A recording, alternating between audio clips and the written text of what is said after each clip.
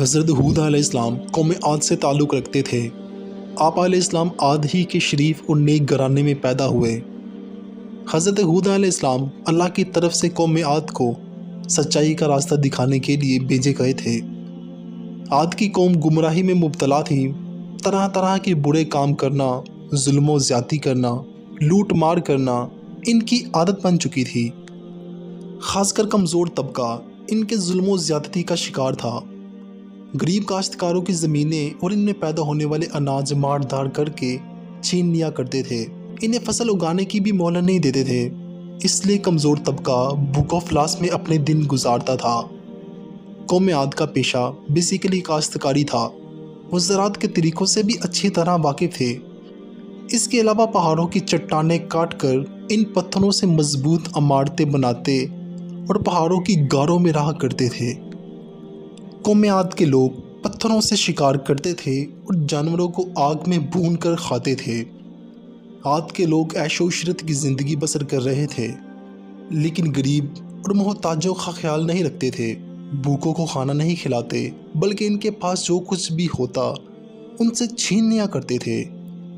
جو لوگ اللہ کو بھول کر پتھروں کو پوجتے تھے، ان کے دل رحم سے خالی تھے۔ عاد کی قوم بھی مورتیوں کو پوجتی تھی۔ عاد کی قوم کے لوگ ان کے آگے سجدہ کرتے اور ان سے اپنی مرادیں مانگتے تھے۔ اور حضرت ہود علیہ السلام اللہ کے نبی تھے۔ وہ بت پرستی سے روکتے تھے، ظالموں کو ظلم کرنے سے روکتے، ایک اللہ کی طرف بلاتے۔ آپ اپنی قوم سے کہتے، اے قوم، اللہ ہی کی عبادت کرو، اس کے سوا کوئی بھی عبادت کے لائق نہیں۔ وہ ایک ذات ہے جس کی عبادت کرنی چاہیے، جس نے زمین آسمان، شجر اور حجر کو پیدا کیا۔ ان بتوں کی پوجا سے تمہیں کچھ حاصل نہیں ہوگا، یہ تمہاری سراسر جہالت و گمراہی ہے۔ بہتر یہی ہے کہ تم ان بتوں سے منہ موڑ لو جنہیں تم نے اپنے ہاتھوں سے بنایا ہے۔ حضرت ہود علیہ السلام اپنی قوم کو نصیحت کرتے ہوئے کہا، اللہ تعالیٰ نے تمہیں اور ساری کائنات کو پیدا کیا، زمین میں رزق کا سامان پیدا کیا۔ تم کھیتی باڑی کرتے ہو، تمہیں زمین سے زیادہ اناج حاصل کرتے ہو، اس کے باوجود تم دوسروں کا اناج چھینتے ہو۔ بلکہ تمہیں تو چاہیے تھا کہ اپنے اناج میں سے محتاجوں اور غریبوں کا حصہ نکالتے، بھوکوں کو کھانا کھلاتے، وہ بھی تمہاری طرح زندہ رہ سکتے۔ لیکن تم ایسا نہیں کرتے۔ جو کچھ بھی اللہ تعالیٰ نے تمہیں دیا ہے تم اس کا شکر نہیں کرتے۔ جن کے پاس اناج نہیں ہے تم انہیں کھانے پینے کا سامان دو۔ اگر تم ایسا نہیں کرتے تو یہ تمہاری بدبختی ہے۔ حضرت ہود علیہ السلام کی نصیحتیں سن کر لوگ جواب دیتے، ہم سے کیا چاہتے ہو؟ ہم جو کچھ کرتے ہیں وہ ہماری اپنی مرضی سے ہوتا ہے۔ ہم اپنی محنت سے اناج کو پیدا کرتے ہیں۔ ہم کسی بھوکے کو کیوں کھلائیں؟ ہمارے پاس جتنا اناج ہوگا ہم اتنے طاقتور کہلائیں گے، اور ہم وہی کرتے ہیں جو ہمارے باپ دادا کیا کرتے تھے۔ حضرت ہود علیہ السلام کہتے کہ مجھے اللہ نے نبی بنا کر تمہاری طرف بھیجا ہے تاکہ تم کو اچھی باتیں بتلاؤں اور بری باتوں سے آگاہ کروں اور برے کاموں کو روکو۔ اگر تم صحیح اور سیدھا راستہ پر نہیں چلے تو اللہ تعالیٰ تم پر ایسا عذاب دے گا جو تمہیں صفحہ ہستی سے مٹا کر رکھ دے گا۔ حضرت ہود علیہ السلام بار بار اپنی قوم کو نصیحت کرتے رہتے۔ حضرت ہود علیہ السلام نے قوم کا شبہ دور کرتے ہوئے کہا، اے قوم، کیا تم یہ سمجھتے ہو کہ مجھ پر ایمان لانے کے بعد تمہاری کھیتی باڑی برباد ہو جائے گی اور تمہاری عیش و عشرت خلل پڑ جائے گا؟ ایسا کبھی نہ سوچو۔ اگر تم بتوں کی پوجا چھوڑ دو اور مجھ پر ایمان لے آؤ تو اللہ تعالیٰ تمہارے مال اور تمہاری اولاد پہ برکت عطا فرمائے گا۔ آپ علیہ السلام نے اگلے زمانے کی باتوں کو یاد دلاتے ہوئے کہا، اے قوم، کیا اللہ نے گمراہوں کو ہدایت دینے کے لیے حضرت نوح علیہ السلام کو نبی بنا کر نہیں بھیجا تھا؟ اس قوم نے اللہ کی باتوں کا انکار کیا تو کس طرح اللہ کے عذاب نے انہیں جکڑ کر رکھ لیا۔ پھر تم میرے نبی ہونے کا کیوں انکار کرتے ہو؟ آپ علیہ السلام نے بتوں کے بارے میں فرمایا، یہ بت جسے تم اپنا معبود سمجھتے ہو، یہ نہ کسی کے ساتھ کوئی بھلائی کر سکتے ہیں، نہ یہ تمہیں کوئی نقصان پہنچا سکتے ہیں، بلکہ تم خود اپنا نقصان کر رہے ہو۔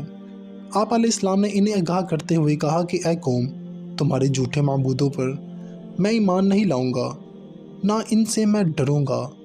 میرا بھروسہ اللہ پر ہے جو تمہارا اور میرا دونوں کا پروردگار ہے۔ قوم عاد کے لوگ برابر نصیحتیں سنتے لیکن کوئی توجہ نہیں دیتے، ایک کان سے سنتے اور دوسرے سے اڑا دیا کرتے۔ تو ایک دن قوم عاد کے لوگوں نے حضرت ہود علیہ السلام سے پوچھا کہ تم بار بار نبی ہونے کا دعویٰ کرتے ہو، تو اس کی تمہارے پاس کیا دلیل ہے؟ ہمیں وہ دلیل دکھاؤ کہ تم اللہ تعالیٰ کے نبی ہو، ہم دیکھنا اور سننا چاہتے ہیں۔ بغیر دلیل دیکھے ہم اپنے معبودوں کو نہیں چھوڑیں گے۔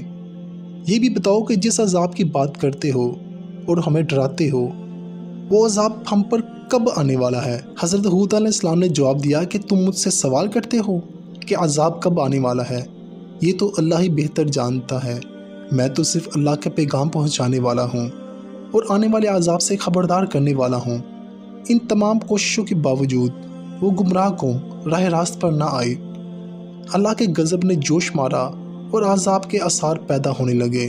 بارش نہ ہونے کی صورت میں پانی کی بے حد قلت پڑ گئی، خشکی سے زمین چٹکنے لگی، کنویں سوکھنے لگے، کھیتوں میں آبپاشی کے لیے بھی پانی نہیں تھا، درخت پودوں کی ہریالی مانند پڑنے لگی اور پھول مرجھانے لگے۔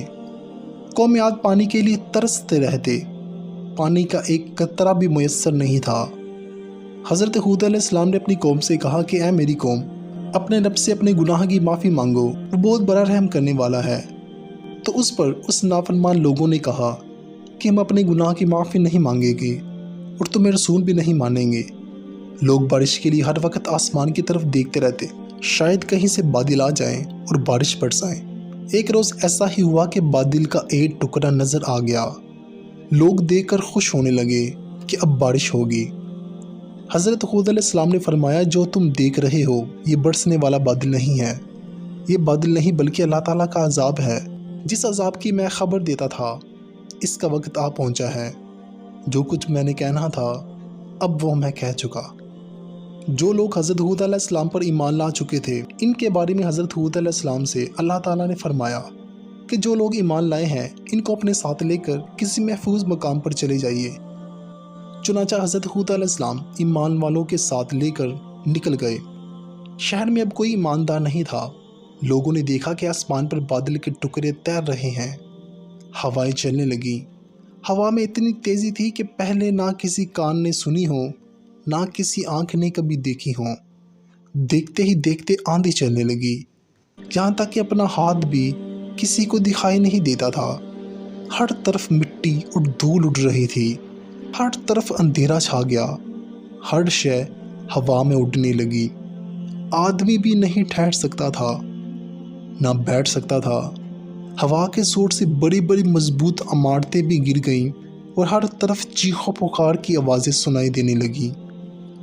قوم عاد کو اپنے مضبوط مکانوں پر بڑا ناز تھا۔ یہ تمام مکانات زمین بوس ہو گئے، زمین پر کچھ بھی نہ بچا۔ یہ آندھی 8 دن اور 7 راتیں رہی تھی۔ جب آندھی تھمی تو لاشوں کا پتہ بھی نہیں چلا۔ عاد کی قوم نے غرور و تکبر کیا، ایک اللہ کو چھوڑ کر بتوں کو ماننے لگے، نبی کی باتوں کا انکار کرتے۔ جب عذاب کے دن قریب آنے لگے تو اللہ نے نیک لوگوں کو بچا لیا اور گمراہوں کو ایک عبرت ناک سزا دی۔ عاد کی قوم کا صرف کتابوں میں ذکر پایا جاتا ہے۔ تباہ شدہ شہر کے کھنڈرات آج بھی درس عبرت دینے کے لیے زمین پر دیکھے جا سکتے ہیں۔ اور حضرت ہود علیہ السلام کا مقبرہ حضر موت میں مسکلہ سے 9 میل شمال کی جانب ہے۔ اس کے چاروں طرف کھنڈرات اور کتبے کثرت سے بکھرے پڑے ہیں۔ لوگ ہر سال رجب کے مہینے میں اس مقبرے کی زیارت کرنے کے لیے جاتے ہیں۔